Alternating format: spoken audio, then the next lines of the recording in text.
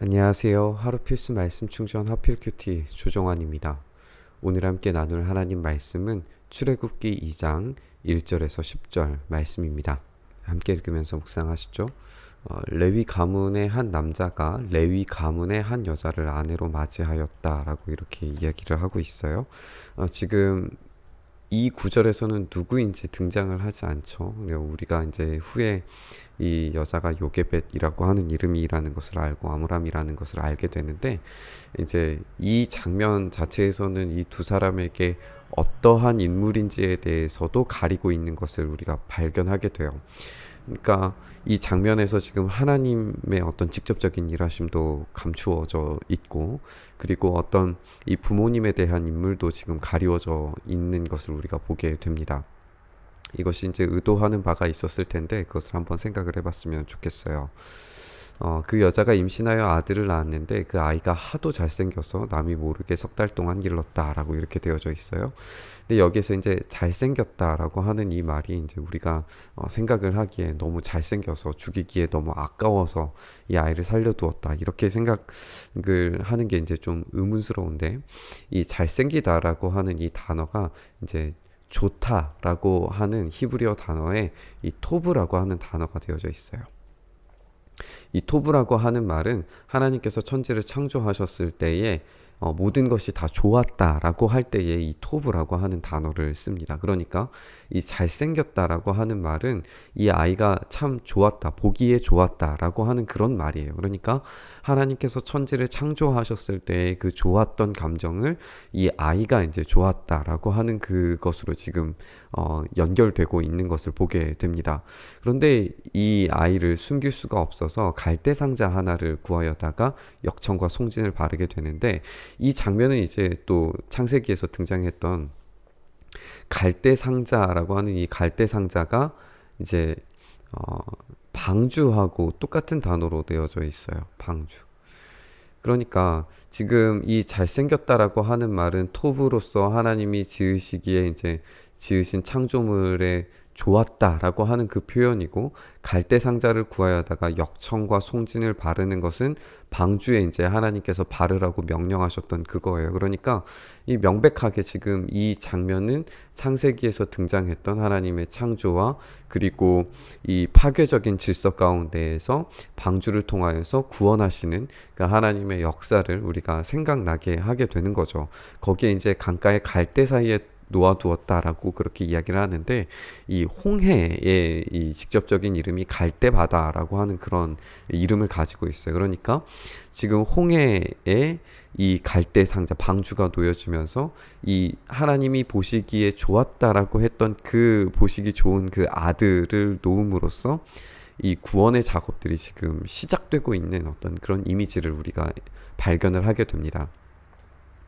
이때 이 아이의 누이가 멀찍이 서서 이 아이가 어떻게 되는지를 지켜보고 있었어요.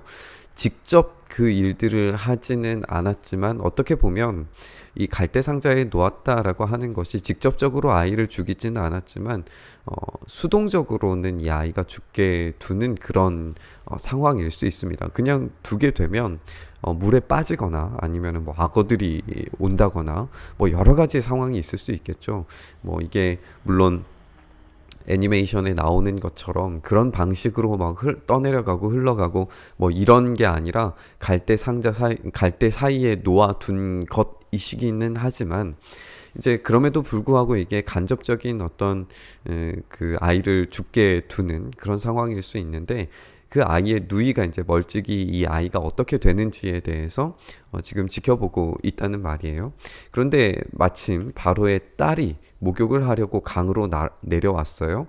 시녀들이 강가를 거닐고 있을 때에 공주가 갈대 숲속에 있는 상자를 보고 시녀 한 명을 보내서 그것을 가져오게 합니다. 열어서 보니까 거기에 남자아이가 울고 있었어요. 공주가 그 아이를 불쌍히 여기면서 말합니다. 이 아이는 틀림없이 히브리 사람의 아이다.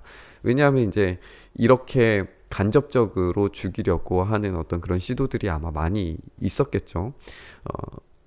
아이를 어떻게 죽일 수 있겠어요. 이 아이의 태어난 이 모습을 보고 어떻게 쉽게 살인을 하겠습니까? 그러니까 이런 일들이 아마 많이 있었을 거예요. 그러니까 공주는 이 아이가 이렇게 놓아진 것이 히브리 사람들의 일이라고 하는 것을 그렇게 판단을 할 수 있었을 거예요.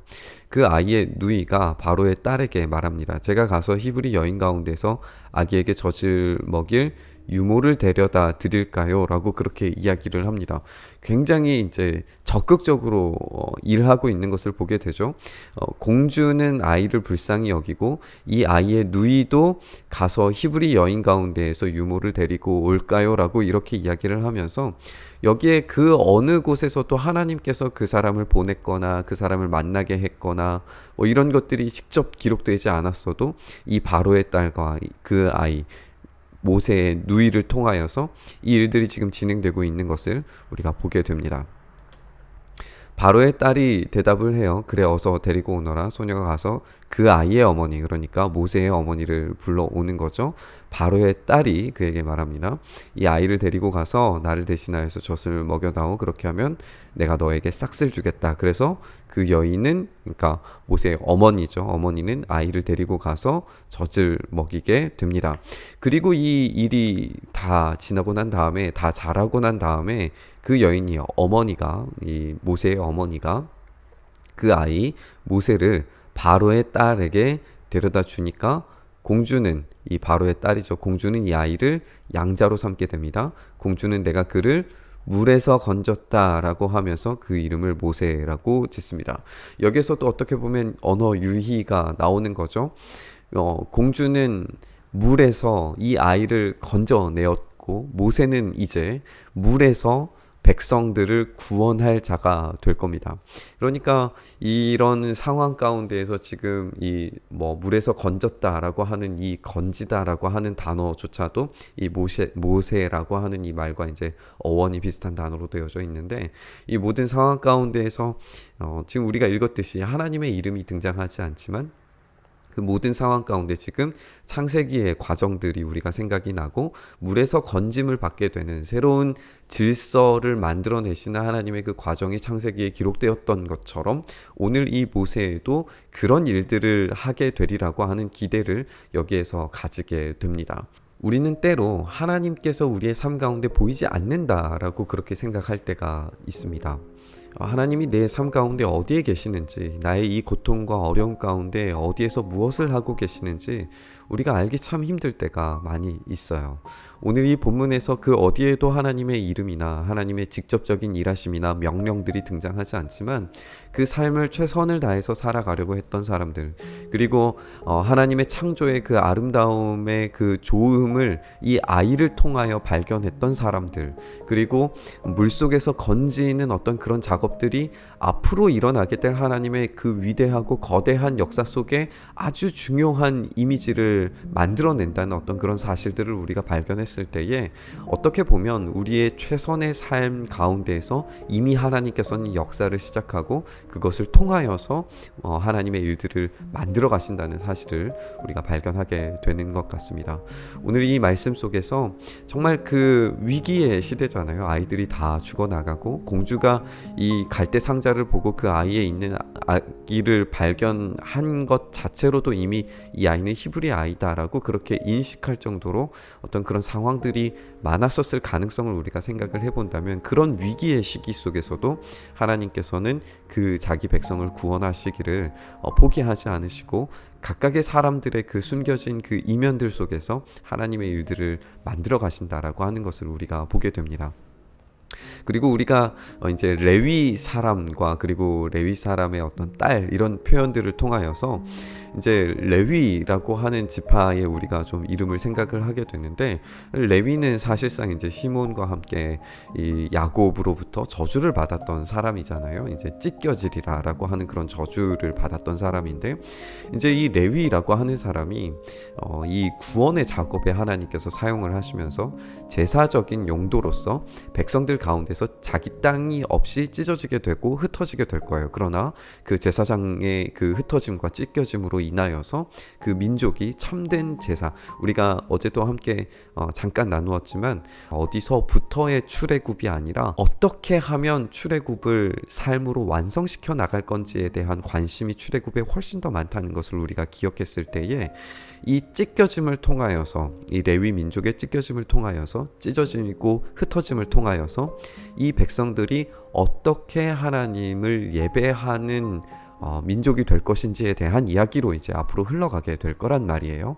그렇다면 우리가 이것을 예수님께로 우리가 한번 적용을 시켜보면, 예수님께서 이 죽음의 위기 가운데에서 이 헤롯으로 말미암아서 아이를 죽이는 과정 가운데서 이 예수님께서 한 아기로서 살아남으셨고, 이 아이를 통하여서 이 아이가 장성했을 때에 그분이 자신의 몸을 찢으심으로 말미암아서 참된 예배가 가능하게 되었다라는 사실을 우리가 기억을 해본다면, 오늘 이 두 아버지와 아내의 이름은 등장하지 않지만 레위 족속이라고 하는 이름의 부각으로 말미암아서 어떤 참된 구원의 공동체가 어떤 방향성을 가지고 이 출애굽을 이루어 나갈 것인지, 그 출애굽의 의미를 갖게 될 것인지에 대한 이야기로 발전해 간다는 것을 우리가 한번 생각을 해봤으면 좋겠습니다.